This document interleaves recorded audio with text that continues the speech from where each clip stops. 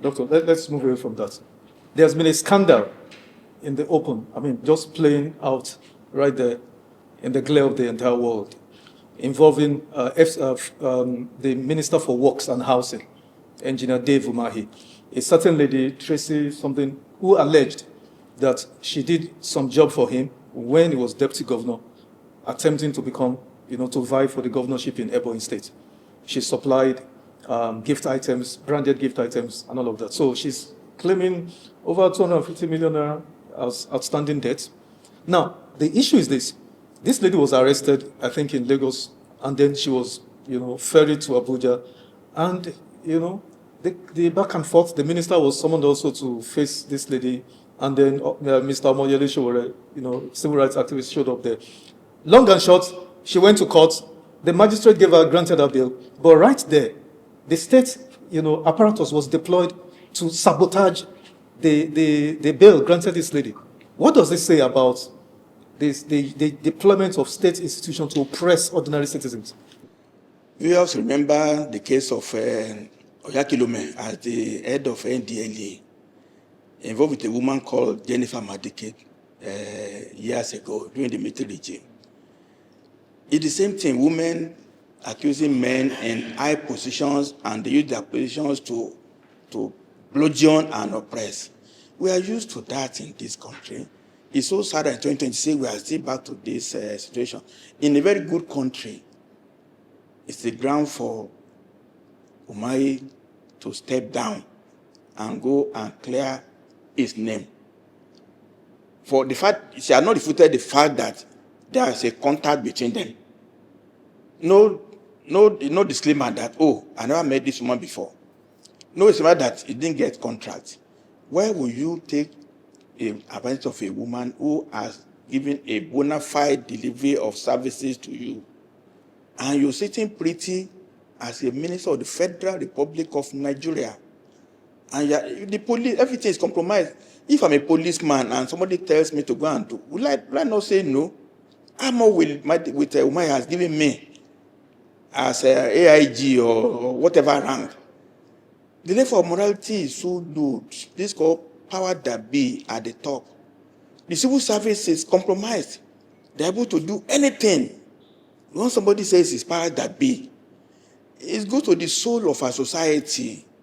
As I said, all these are small symptoms of system that is decaying.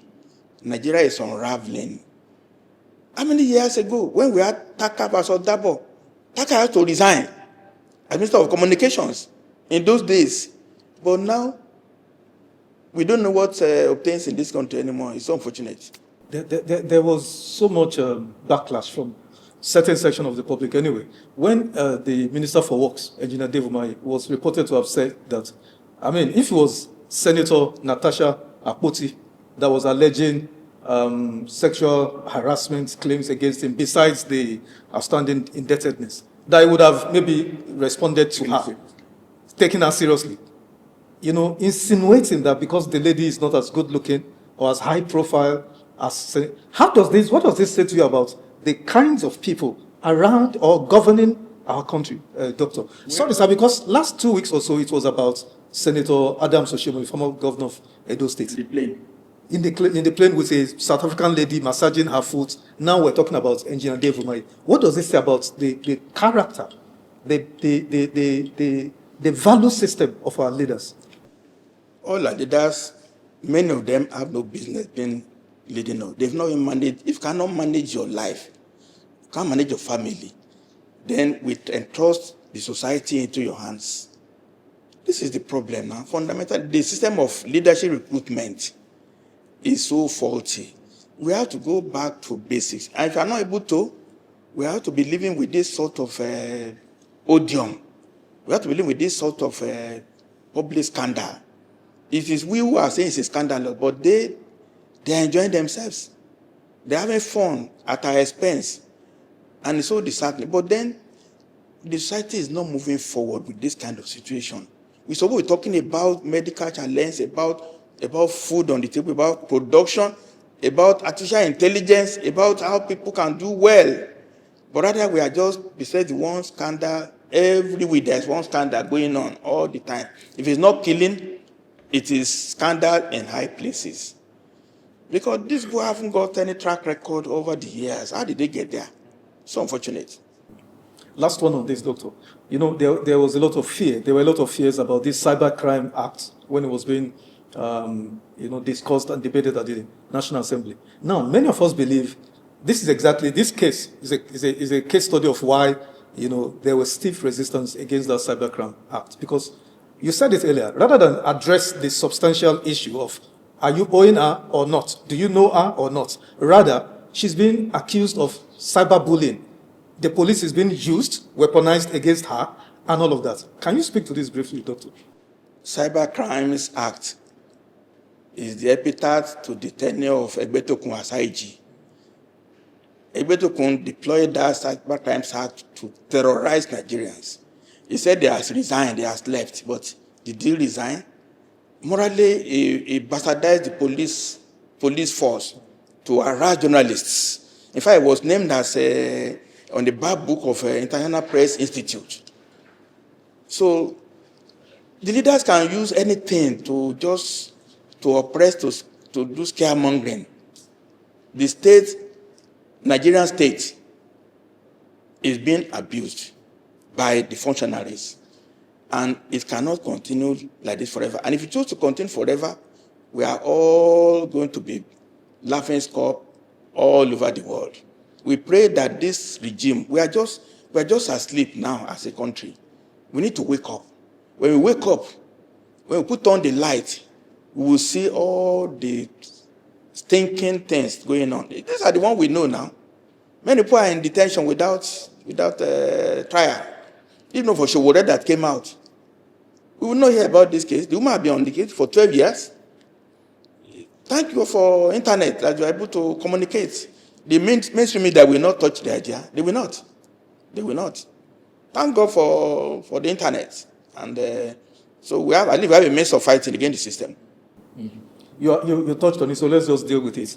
The IG, former IG of police, Kayode Egbetokun, did he jump or was he pushed? If he own everything together, it doesn't start to be there. So what I make a point that his position was illegal.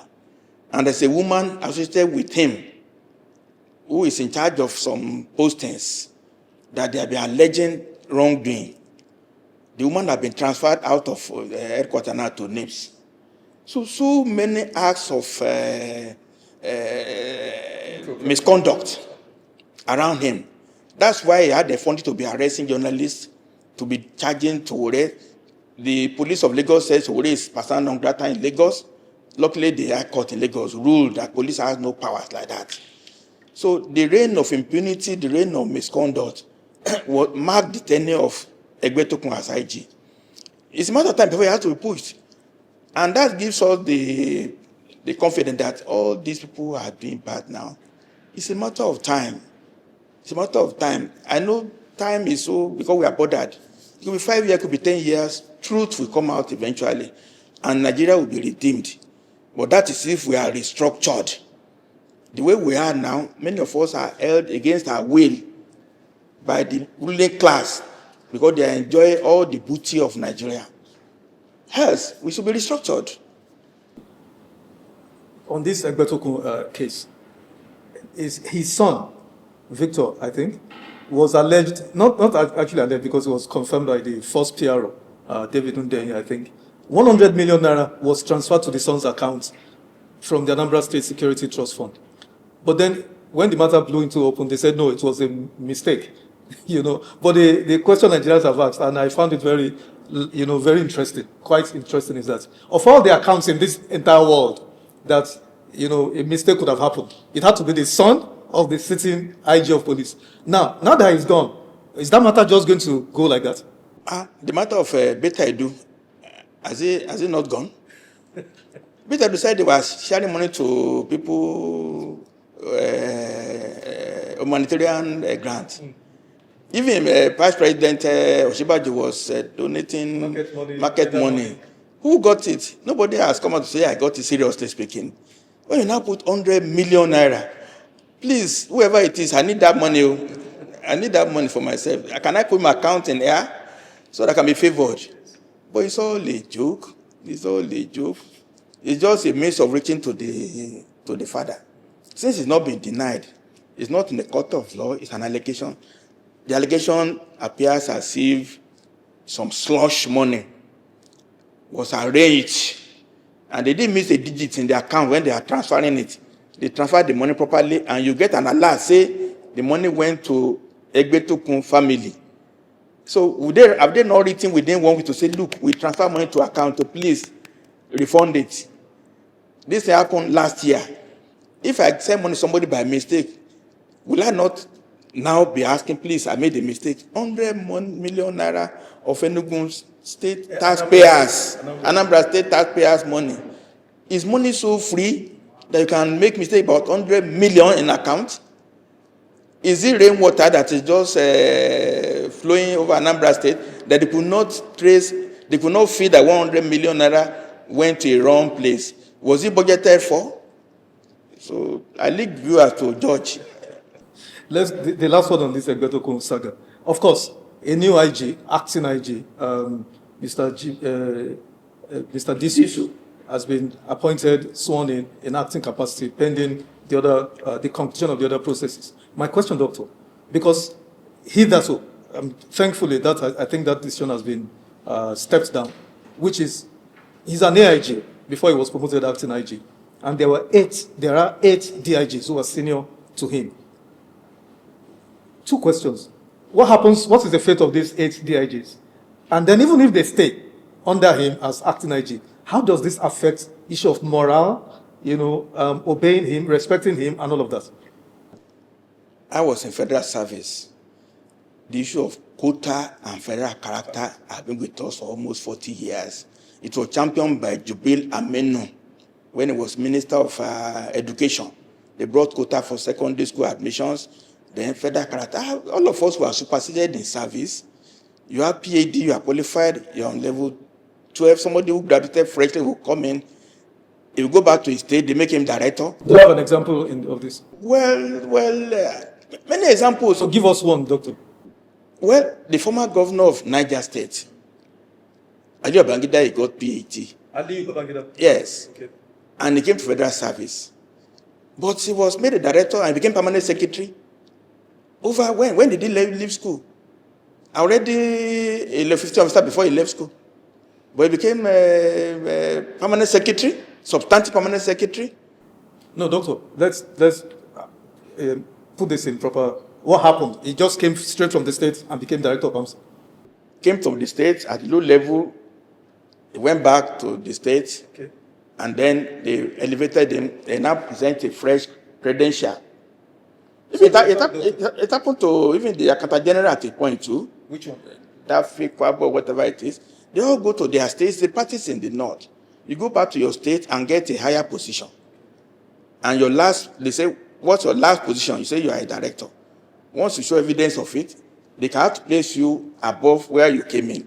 It's the common practice. So that's how Babangida became PAMSEC in the... Yes, that became PAMSEC. If he were to be non-PhD holder, he would be on level 10 officer by the time he became permanent secretary. But he went over now and became... Look, I have a roommate in NYC in 1975, Simon Mbaka. He left NYC, he became rector of College of Education Direct. From NYC camp? From NYC camp. Rector of College of Education? Yes. Even Mohamed Haruna was also, we were in Kaduna together in 76.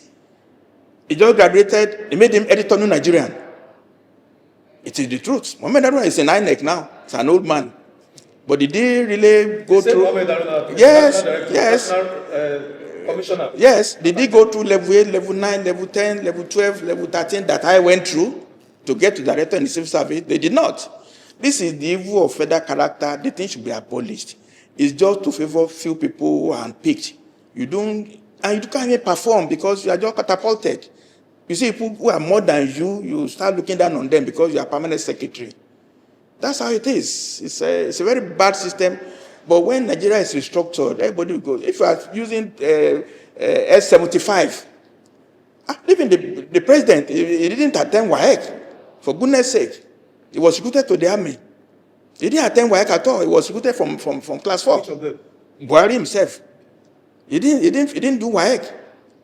It was my friend Oluwade that argued the case in court that made him qualify for election, even as president. He was to be disqualified for not having school certificate. They said once you have gone to a school that is equivalent to school cert. See the confusion we have in Nigeria. So it's the case of this is just a little symptom of the pervasive bastardization of everything. Character, intellect, achievement does not count.